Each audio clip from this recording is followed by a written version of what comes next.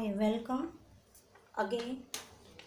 आज मैं जो टॉपिक ले रही हूँ ये टॉपिक ले रही हूँ टैप एंड वाटर। मतलब आपको पानी और टंकी से जुड़े हुए सवाल करने के लिए मिलते हैं। मेरी कोशिश होगी कि इसके ज़रिए मैं आपको सिखा सकूं। तो सीधे सवालों पे आ रहे हैं।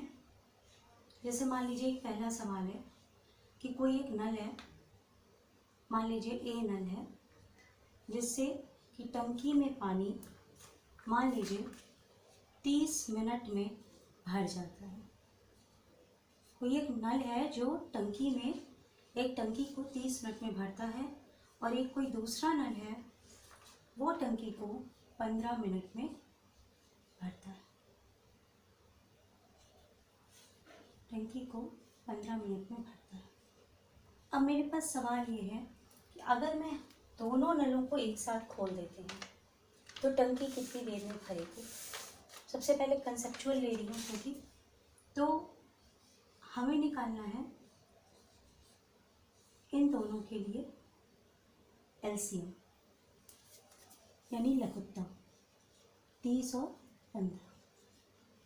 15 से लीजिए, 15 दूनी 30, 15 का 15, यानी आपका एलसीएम कितना आया 30 और आपका यहाँ पर भी कितना है 30। 30 में से 30 गया, यहाँ पे आपका क्या आ गया 1 और टंकी भर रही है तो हम +1 लगाएंगे। इसी तरीके से यहाँ पर आपका 15 है तो 15 दूनी 30, ये भी टंकी भर रही है। तो ये आपका जो 1 और 2 है इस पर आप ध्यान दीजिएगा, ये कितना इकाई प्रति घंटा या इकाई प्रति मिनट है, ये 1 और 2। और ये जो 30 आया है ये आपकी नलों की कुल क्षमता है कि किस तरीके से उसमें पानी जाएगा। अब आपको सवाल अगर दिया है कि कितने समय में दोनों नल एक साथ टंकी में पानी पूरा भरेंगे। जब टंकी यहाँ पर आपकी पूरी भर जाएगी और उस टंकी को भरने में कितना समय लगेगा, how much time is spent to fulfil the whole tank.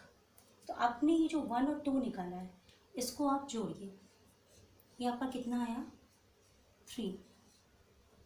तो आपका जो कुल समय लगेगा टंकी को भरने में वो आपने ये जो कुल क्षमता निकाली है और ये जो कुल समय लगा ये आप दोनों को डिवाइड कर लीजिएगा और आपका जो आंसर आएगा, और आपको ये टंकी मिनट्स में दिए तो यहाँ पर भी आप मिनट लिखेंगे।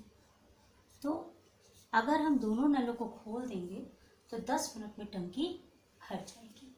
तो आप फिर से समझ ये कोशिश कीजिए कि यदि 2 नल हैं एक साथ दोनों को खोल दिया गया यानी दोनों नल का पानी उस टैंक में जा रहा है, निकल नहीं रहा है यानी प्लस है, दोनों टंकियों का नल का पानी अंदर जा रहा है। तो आप दोनों का लघुत्तम ले लीजिएगा, उसके बाद आप उसको सेट करिएगा। तो जो यहाँ पर गिनती जो सेट करती है दोनों को उसको जोड़िएगा। फिर ये जो कुल क्षमता आएगी एलसीएम जो आएगा वो ऊपर रख के ये जो दोनों इकाइयाँ जिससे आप गुणा करके इसको बराबर कर रहे हैं उससे डिवाइड करेंगे, भाग करेंगे, तो जो आपका उत्तर आएगा वही आपको देगा कि कितने समय में टंकी भरेगी। अब इसी को अगर हम पलट देते हैं कि अगर कोई नल है वो 30 मिनट में किसी टंकी को खाली कर रहा है और 15 मिनट में कोई दूसरा नल खाली कर रहा है। मान लीजिए इस तरह का कोई सवाल है कि 2 नल एक टंकी में लगे हैं और वो टंकी ऑलरेडी भरी हुई है और दोनों नल हमने उस टंकी के खोल दिए तो कितने समय में वो टंकी खाली हो जाएगी। 30 मिनट में मान लीजिए वो टंकी खाली हो रही है और 15 मिनट में इस टंकी के नल से खाली हो रहा है पानी। तो पानी निकल रहा है तो ये दोनों नकारात्मक ले लेंगे और यहाँ पर ये दोनों हो जाएगा माइनस। ठीक है, यानी कितने समय में टंकी खाली होगी, कितने समय में टंकी खाली हो जाएगी।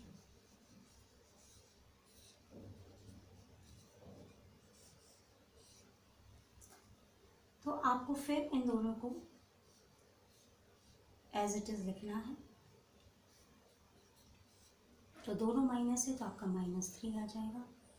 तो कुल समय, कितने समय में टंकी खाली होगी। फिर आपकी वही क्षमता 30 और ये 3, 10 मिनट में ही टंकी वापस खाली हो जाएगी।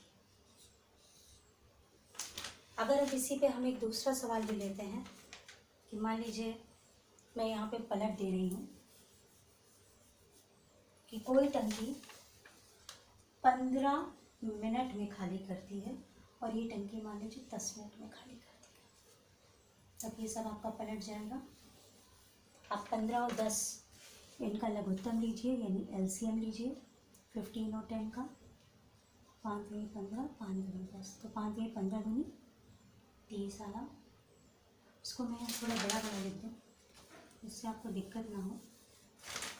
ये आपका 15 रहेगा सवाल का और ये आपका 10 रहेगा। अब आपका ये जो लघुत्तम आ रहा है वो 30 आया। 5 दूनी 15 दूनी 30। अब 15 में हम क्या गुणा करें कि 30 आ जाए तो 2, और 10 में क्या गुणा किया तो 3, और दोनों माइनस हो जाएगा क्योंकि टंकी खाली हो रही है। मतलब आपको ये स्टेप याद रखना है, ये 15 यहाँ, ये 10 यहाँ, फिर आप जो लघुत्तम निकालेंगे वो यहाँ होगा। उसके बाद आप इसको बैलेंस करेंगे रैशनल की तरह। तो 15 दूनी 30 और 10 दें 30। अब आप निकालेंगे कि कितना इकाई प्रति घंटा, इकाई प्रति घंटा कितना होगा। तो इकाई प्रति घंटा में आप क्या करेंगे, ये जो ये दोनों गिनतियाँ हैं इनको आप जोड़ेंगे। ये फिर से हमारा 5 आ रहा है। ठीक है, और यहाँ पर लघुत्तम 30 है। तो अब यहाँ पर टंकी कितने समय में खाली होगी, 5 हो जाएगा। तो ये आपका आंसर आ जाएगा 6 मिनट में ये टंकी खाली हो रही है। यानी आपको जितना समय दिया है, खाली हो रही है या भर रही है, जैसा है वो हो गया। अब हम एक तीसरा सवाल लेते हैं कि मान लीजिए एक टंकी से नल के अंदर पानी जा रहा है और एक नल जो है वो टंकी से पानी को निकाल रहा है। मतलब एक नल से तो पानी जा रहा है टंकी के अंदर और एक नल से टंकी से पानी निकल रहा है। तब क्या टंकी भर पाती है, तो कितने समय में भरेगी। तो ये हमें अगर निकालना है तो हम कैसे निकालेंगे। तो हम अगला सवाल देख रहे हैं। मान लीजिए अगर एक टंकी जो है वो हम इसमें 3 केस ले लेते हैं तो आसानी हो जाएगी। उसी से आप 2 पर समझ लीजिएगा।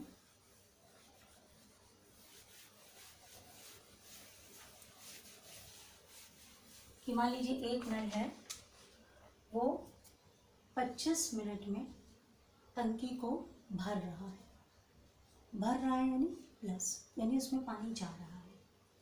और दूसरी टंकी, वो जो नल में पानी जा रहा है, नल से पानी जा रहा है, वो 40 मिनट में उस टंकी को, ये भी मान लीजिए पानी इस टंकी में भर रहा है, इसके अंदर जा रहा है। मान लीजिए तीसरा नल है, ध्यान दीजिए ये तीसरा नल है जिससे टंकी से पानी निकल रहा है 30 मिनट में।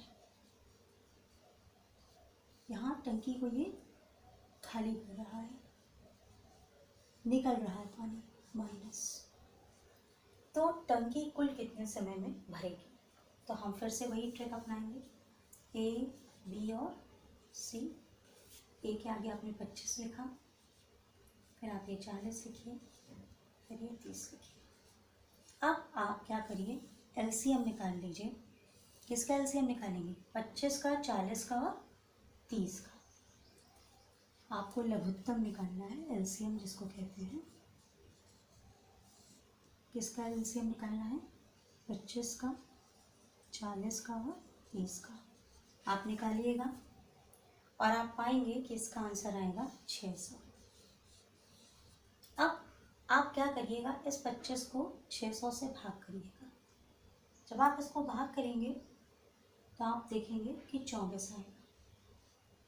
इसी तरह 40 को 60 से करिएगा तो आपका 15 आ जाएगा और 30 को 60 से करेंगे तो 20 आ गया। लेकिन आप ये याद रखिए, ए और बी दोनों नल पानी भर रहे हैं तो इन दोनों के आगे प्लस रहेगा और जो सी नल है ये माइनस। ये स्टेप सबसे ज़्यादा इम्पॉर्टेंट है। ये आ जाता है तो सवाल काफ़ी हो जाता है कि ये जो आप प्राप्त करेंगे ये इस लघुत्तम के जरिए प्राप्त करेंगे। अब आप क्या करेंगे, इन तीनों को जोड़ेंगे तो जोड़ने में आपको ये चीज़ जोड़नी है, ये यानी इकाई प्रति घंटा। इकाई प्रति घंटा, इसको निकालने के लिए आप जोड़िए 24 + 15 - 20, आपका आंसर आ जाएगा 19 आ रहा है। तो अब हमें निकालना है कुल कितने समय में टंकी भरेगी, कुल समय जिसमें टंकी भरेगी। तो आप क्या करोगे, ये जो आपने एलसीएम लिया है ये आपकी क्षमता है नल की, तो आपको ये एलसीएम वाला 600 यहाँ रखना है और ये 19 नीचे रखना है। और ये आपके सवाल में मिनट है तो आप यहाँ मिनट लिखिए, सवाल में घंटा है तो आप घंटा लिख दीजिए। मेरे ख्याल से टंकी और नल का काफ़ी कंसेप्ट आपको समझ में आ गया होगा। आप कुछ सवालों को अपने आप करने का प्रयास कीजिएगा, अगर कोई दिक्कत होगी तो बताइएगा। इसके अलावा मैं अगला सवाल ले रही हूँ, उसमें आपका क्वेश्चन थोड़ा अलग तरीके से है। मान लीजिए एक आपका क्वेश्चन है कि उसमें एक साथ दो नल हैं, एक साथ दो नल खोले जाते हैं और उनसे पानी टंकी के अंदर जाता है। अगर इस तरह के सवाल होंगे तो हम उनको किस तरीके से सॉल्व करेंगे। मान लीजिए एक साथ 3 नल हैं हमारे पास, ए बी सी। तो मान लीजिए एक बार हमने 2 नल खोले, अगर ए और बी को एक साथ खोल दिया गया तो टंकी में भरने वाला समय 12 मिनट है।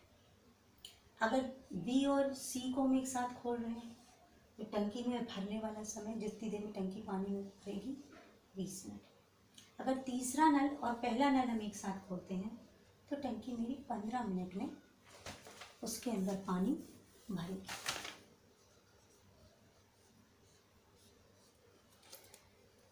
तो हमें ये निकालना है कि अगर हम तीनों नल केवल अकेले अकेले खोलें, एक साथ ना खोलें, तो तीनों नल अगर अकेले अकेले खोलेंगे तो उनको कितना समय लगेगा टंकी को भरने में।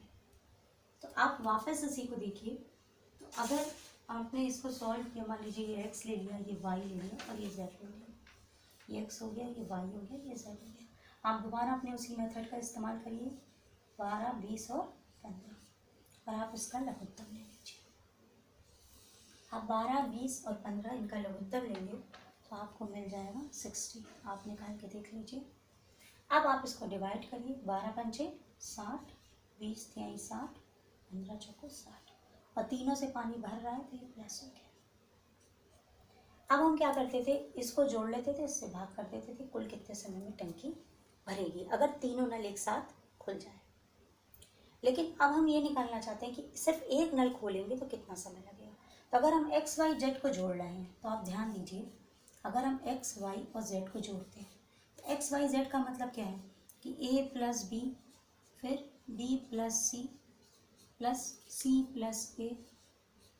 तो आपका देखिए 2 बार b आ रहा है, 2 बार c आ रहा है और 2 बार a आ रहा है, यानी इसका मान क्या हो जाएगा, 2a + b + c, इस तरह है। यानी इसका आंसर क्या हो जाएगा, 5, 3, 4, ठीक है, ये हो गया 5, 3, 8, 4, 12, यानी 2 टाइम्स a + b + c ये कितना है 12। तो a प्लस बी प्लस सी कितना आ गया 6। अब आप क्या करिए, इसका मान आप ऊपर रखिए। अगर a प्लस बी है तो a प्लस बी में कितना आ रहा है 5। तो a प्लस बी जो है वो आपका ये 5 है, ये वाला देखिएगा आप ये है। और a प्लस बी प्लस सी 6 है। तो इस पूरे का मान अगर हम इसमें रख देंगे तो ये आ जाएगा 5 प्लस सी बराबर 6। यानी सी की क्षमता कितनी आई 1।